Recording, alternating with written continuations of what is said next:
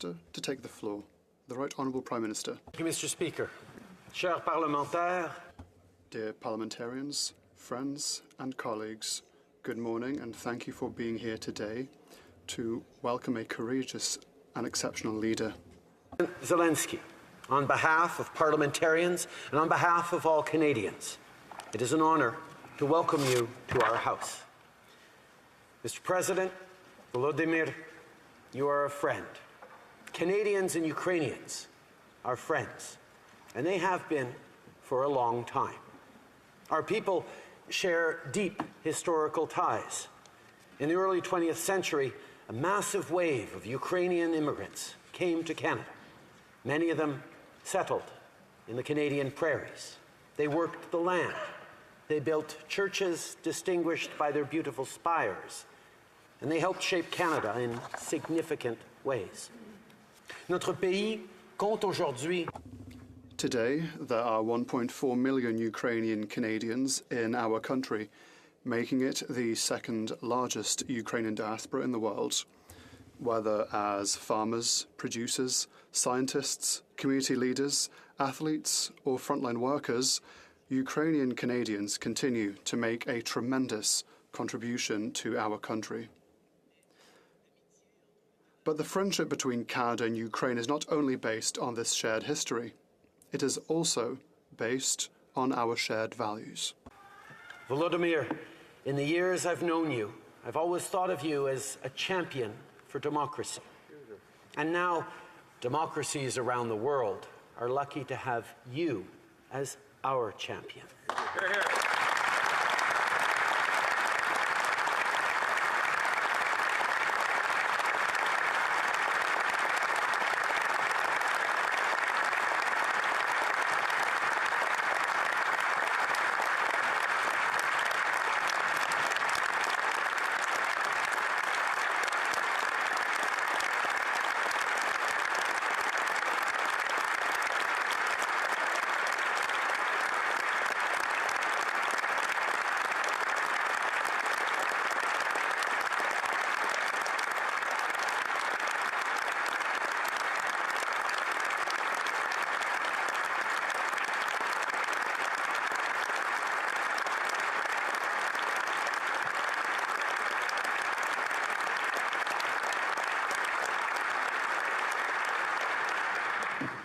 Your courage and the courage of your people inspires us all.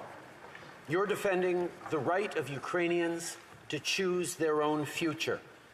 And in doing so, you're defending the values that form the pillars of all free, democratic countries. Freedom, human rights, justice, truth, international order. These are the values you're risking your life for as you fight for Ukraine and Ukrainians. Beyond that, you're inspiring democracies and democratic leaders around the world to be more courageous, more united, and to fight harder for what we believe in. You remind us that friends are always stronger together. With allies and partners, we're imposing crippling sanctions to make sure Putin and his enablers in Russia and Belarus are held accountable. Today, in line with our European Union partners, I can announce that we have imposed severe sanctions on 15 new Russian officials, including government and military elites who are complicit in this illegal war. Canada will continue to support Ukraine with military equipment as well as financial and humanitarian assistance. And we will be there to help rebuild once the aggressor is repelled. In Canada, we like to root for the underdog. We believe that when a cause is just and right, it will always prevail, no matter the size of the opponent. This doesn't mean it'll be easy. Ukrainians are already paying incalculable human costs. This illegal and unnecessary war is a grave mistake, and Putin must stop it now.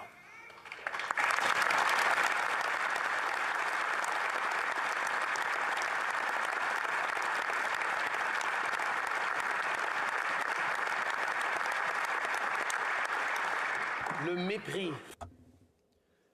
Vladimir Putin's blatant disregard for human life is absolutely unacceptable.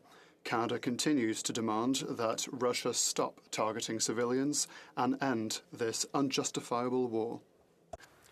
Ukrainians are standing up to authoritarianism. And as parliamentarians united in this House today, and all Canadians, we stand with you. As friends, you can count on our unwavering and steadfast support. And now, it is my great privilege to introduce to you all the President of Ukraine, our friend, Volodymyr Zelensky.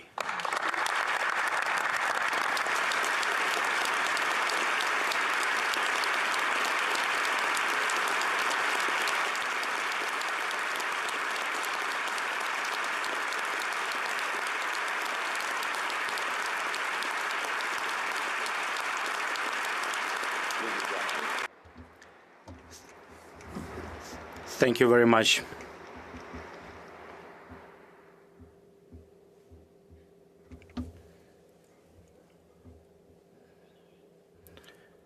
Ladies and gentlemen,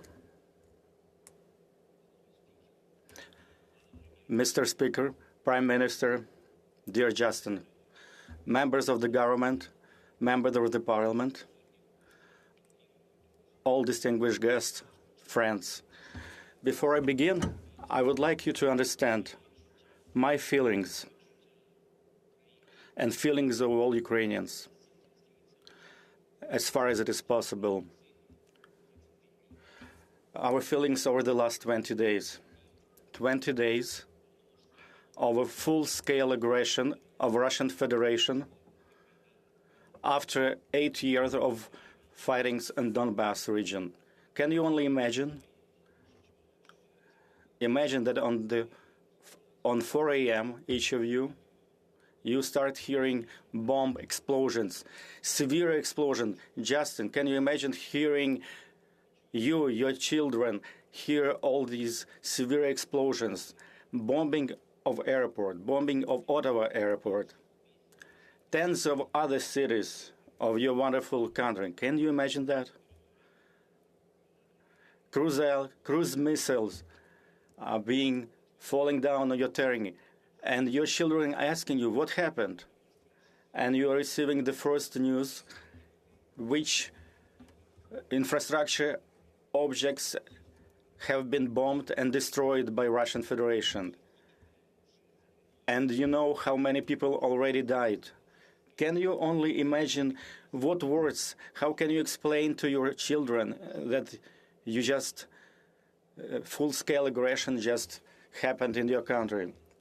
You know that this is war to annihilate your state, your country. You know that this is the war to subjugate your people. And on second day, you receive notifications that huge columns of military equipment are entering your country, crossing the border. They're entering small cities. They are giving siege. They're encircling cities. And they start to shell civil neighborhoods. They bomb school buildings. They destroyed kindergarten facilities. Like in our city, city of Sumy, like in city of Ochtyrka. Imagine that someone is taking siege, laying siege to Vancouver. Can you just imagine that for a second? And all these people who are left in such city. And this is exactly the situation that our city of Mariupol is suffering right now. And they are left without heat or hydro, or without means of communicating, almost without food, without water, seeking shelter in bomb shelters. Dear Justin, dear guests, can you imagine that every day you receive memorandums about the number of casualties, including among women and children? You've heard about the bombings. Currently, we have 97 children that died during this war. Can you imagine famous CN Tower in Toronto? if it was hit by Russian bombs. Of course, I don't wish this on anyone, but this is our reality in which we live. We have to contemplate, we have to see where the next bombing will take place. Your church square, we have a Freedom Square in the city of Kharkiv. Our Babin Yar, the place where victims of Holocaust were buried, and it has been bombed by the Russians. Imagine that Canadian facilities have been bombed similarly as our buildings and memorial places are being bombed. A number of families have died. Every night is a horrible night. Russians are shelling from all kinds of artillery, from tanks. They are hitting civilian infrastructure. They are hitting big buildings. Can you imagine that there is a fire starting at a nuclear power plant? And that's exactly what happened in our country. Each city that they are marching through, they are taking down Ukrainian flags. Can you imagine someone taking down your Canadian flags in Montreal and other Canadian cities? I know that you all support Ukraine. We've been friends with you, Justin, but also I would like you to understand, and I would like you to feel this, what we feel every day. We want to live, and we want to be victorious. We want to prevail for the sake of life. Can you imagine when you call your friends, your friendly nation, and you ask, please close the sky, close the airspace, please stop the bombing. How many more cruise missiles have to fall on our cities until you make this happen? And they, in return, they express their deep concerns about the situation. When we talk with our partners, and they say, please hold on a little longer.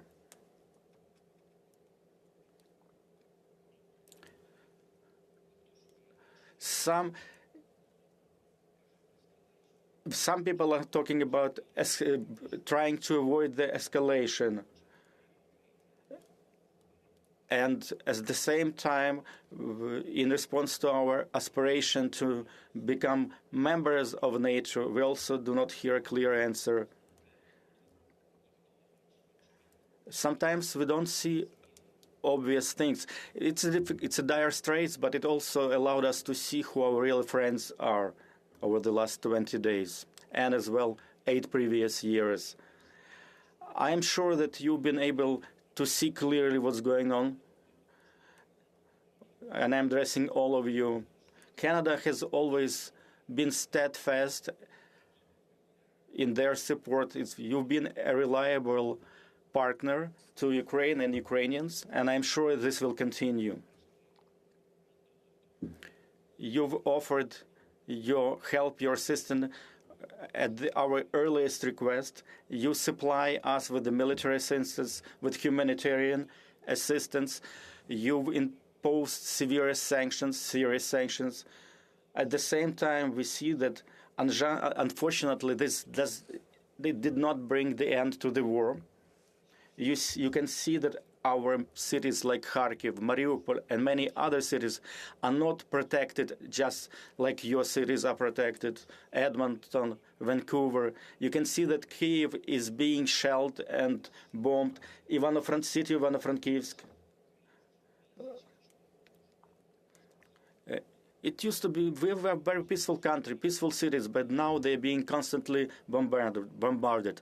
Basically, what I'm trying to say that you all need to do more to stop Russia, to protect Ukraine, and by doing that, to protect Europe from Russian threat. They're destroying everything, memorial complexes, schools, hospitals,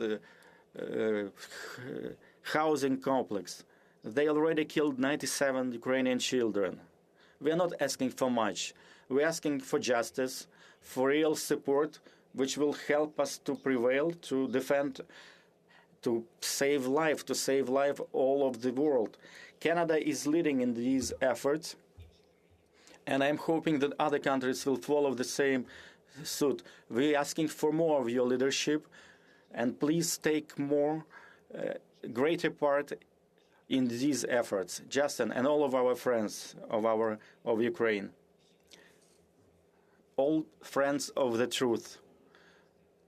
Please understand how important it is for us to close our airspace from Russian missiles and Russian aircrafts. I hope you can understand. I hope you can increase your efforts. You can increase sanctions so they will not have a single dollar to fund their war effort. Commercial entities should not be working in Russia. Probably you know better than many in any other countries that this attack on Ukraine, it's their attempt to annihilate Ukrainian people, and there is nothing else to it. This is their main objective. It's actually the war against Ukrainian people. And it's an attempt to destroy everything that we as Ukrainians do. It's an attempt to destroy our future, to destroy our nation, our character. You Canadians, you know very well all this. That's why I'm asking you, please do not stop in your efforts. Please expand your efforts to bring back peace in our peaceful country. I believe, and I know that you can do it.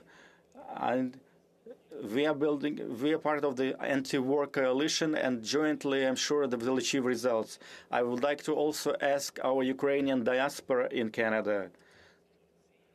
This is a historical moment, and we need your support, your practical support. And we hope that with your practical steps, you will show that you are part of the modern Ukrainian history. Please remember, this is a practical, modern-day history of Ukraine. We want to live. We want to have peace. I'm grateful to every one of you in the Parliament of Canada who is present there, to every Canadian citizen. I am very grateful to you, Justin. I am grateful to Canadian people, and I am confident that together we will overcome and will be victorious. Glory to Ukraine. Thank you to Canada.